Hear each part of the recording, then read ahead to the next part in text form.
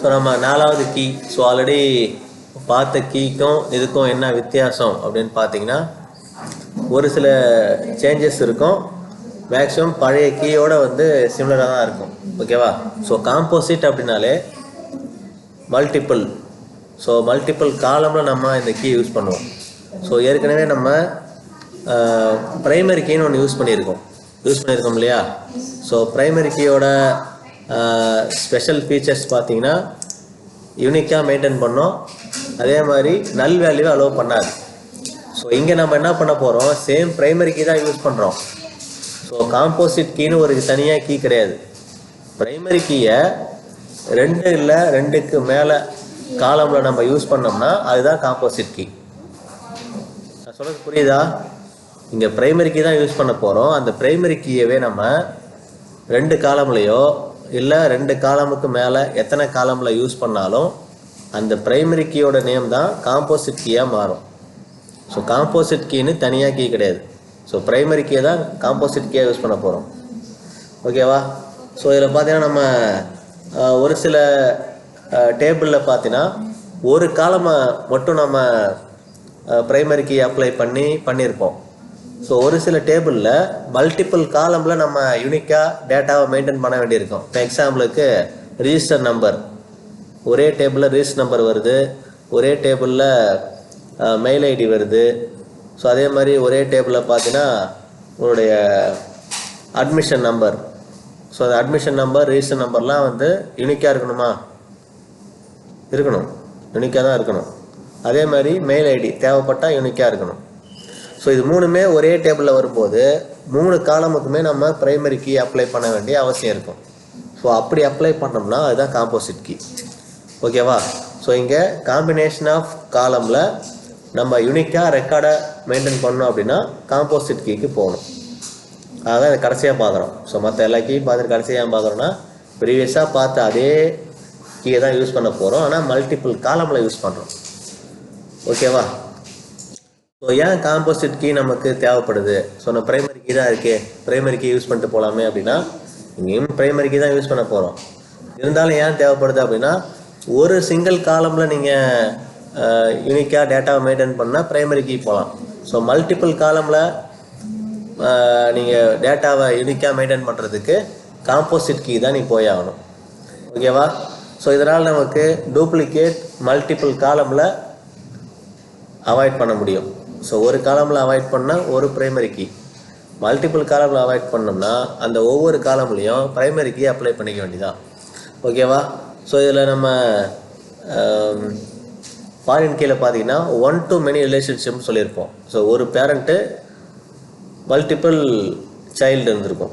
So இங்கே பார்த்தீங்கன்னா many to many, நீங்கள் ஒரு டேபிள் யூஸ் பண்ணாலும் அந்த ஒரு டேபிள்லேயே மல்டிபிள் காலமில் நம்ம இந்த கீயை அப்ளை பண்ண போகிறோம். ஸோ அதனால தான் இதை மெனி டு மெனி ரிலேஷன்ஷிப் அப்படின்னு சொல்லுவோம். ஸோ இப்போ நம்ம ஒரு ரியல் டைம் எக்ஸாம்பிள் ஒன்று பார்த்துடலாம். ஓகேவா? நான் மறுபடியும் சொல்கிறேன் என்ன சினாரியோ. ஒரு ஸ்டூடெண்ட்டு கோர்ஸு, ஸோ இந்த அது ஒரு ஸ்டூடெண்ட்டு கோர்ஸ் ரிஜிஸ்ட்ரேஷன் பண்ணுறதுக்கான ஒரு எக்ஸாம்பிள். இதில் ஃபஸ்ட்டு ஒரு ஸ்டூடெண்ட் மல்டிபிள் கோர்ஸை என்ரோல் பண்ணலாம். இப்போ எக்ஸாம்பிளுக்கு ஒருத்தர் இருக்காங்க அப்படின்னா டேட்டா பேஸ் என்ரோல் பண்ணலாம், டேலி என்ரோல் பண்ணலாம், எக்ஸல் என்ரோல் பண்ணலாம். அதே மாதிரி ஒரு கோர்ஸை 100 பேர் என்ரோல் பண்ணலாம், 200 பேர் என்ரோல் பண்ணலாம். இது ஓகே, இது சரியான ஒரு சினாரியோ. ஆனால் இதுவே ஒரு ஸ்டூடெண்ட் ஒரே கோர்ஸை 2 தடவை என்ரோல் பண்ணக்கூடாது. ஸோ ஒரு ஸ்டூடெண்ட் இப்போ நீங்கள் இருக்கீங்க அப்படின்னா டேட்டா பேஸையே 2 வாரம் படிக்க சொன்னால் படிப்பீங்களா? அட்வான்ஸாக கொடுத்தா படிப்போம். ஆனால் ஒரே சிலபஸை 2 தடவை படிக்க சொன்னால் படிக்க மாட்டோம். அது தேவையில்லாது. இப்போ நீங்கள் பிஎஸ்சி என்என்டியை 2 தடவை படிக்க சொன்னால் படிப்பீங்களா? 6 வருஷம் படிக்க சொன்னால் படிப்பீங்களா? ஒரே கோர்ஸை. இதே வந்து பிஜி வேணால் பண்ணலாம், ஆனால் யூஜி 2 தடவை படிக்க சொன்னால் அது வேஸ்ட்டு. ஸோ அதை எப்படி நம்ம அப்படி நடக்காமல் எப்படி நம்ம டேபிளை க்ரியேட் பண்ணுறது? ஸோ இங்கே தான் பண்ண போகிறோம். ஸோ அந்த மாதிரி ஒரு ப்ராப்ளம் வந்ததுன்னா அதை எப்படி நம்ம தடுக்கிறது? ஸோ அதை தடுக்கிறதுக்கு தான் நம்ம காம்போசிட் கீ யூஸ் பண்ணுறோம். ஓகேவா? ஸோ அதுக்காக ஒரு டேபிள் க்ரியேட் பண்ணுறோம். ஸோ டேபிளோட நேம் ஸ்டூடெண்ட் கோர்ஸ். இப்போ ஸ்டூடெண்ட் கோர்ஸில் ஸ்டூடெண்ட் ஐடி கொடுத்துருக்கோம், கோர்ஸ் ஐடி கொடுத்துருக்கோம், என்ரோல்மெண்ட் டேட்டு கொடுத்துருக்கோம். ஸோ ஸ்டூடெண்ட் ஐடியும் கோர்ஸ் ஐடியும் இன்டீஜர் டேட்டா டைப்பில் கொடுத்துருக்கோம். ஸோ சில பேர் என்ன பண்ணுறாங்கன்னா இந்த டேட்டா டைப்பையே மறந்துடுறாங்க. சில பேர் நம்ம எவ்வளோ பொறுமையாக டைப் பண்ண சொன்னாலும் பார்த்து டைப் பண்ண மாட்டாங்க.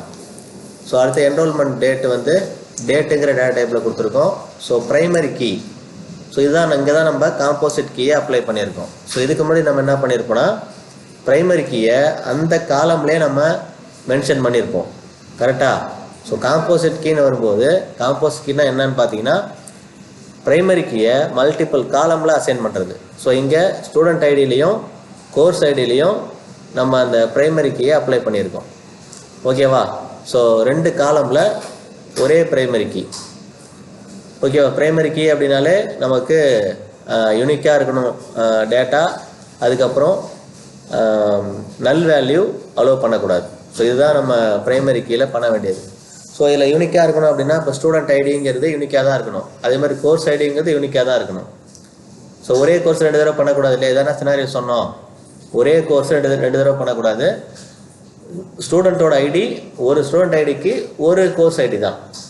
ஸோ இதில் வேறு கோர்ஸ் ஐடியாக இருந்தால் நீங்கள் பண்ணலாம், வேறு கோர்ஸை நீங்கள் பண்ணுறதுனா பண்ணலாம். ஆனால் ஒரே கோர்ஸை 2 தடவை என்ரோல் பண்ணி வேஸ்ட்டு.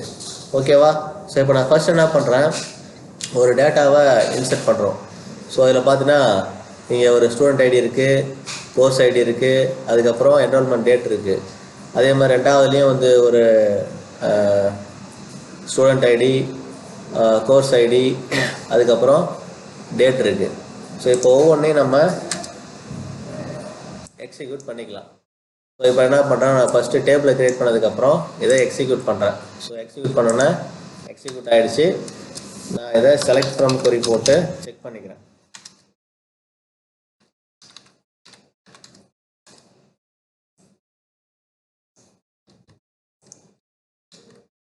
ஸோ இப்போ எனக்கு காலம்ஸ் 3 காலம் எனக்கு கிரியேட் ஆகிடுச்சு.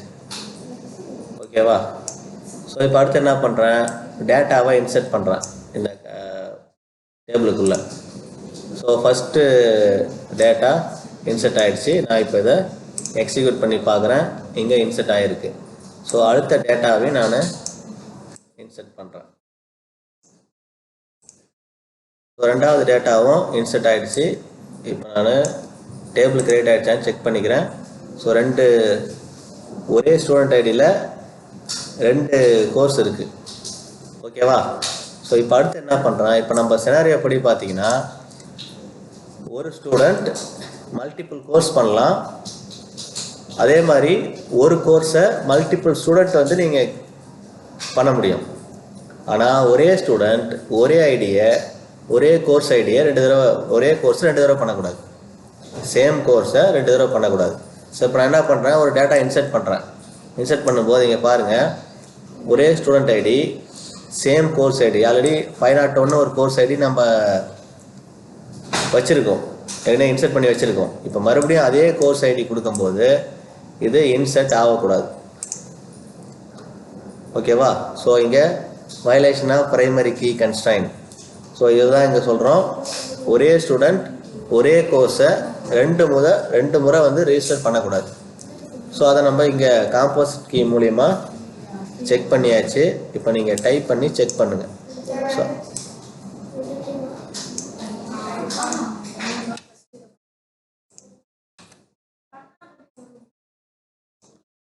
ஸோ ட்ரை பண்ணுங்கள், அவுட்புட் கரெக்டாக வரும். ஸோ சினாரியோ மட்டும் நாம வச்சுங்க.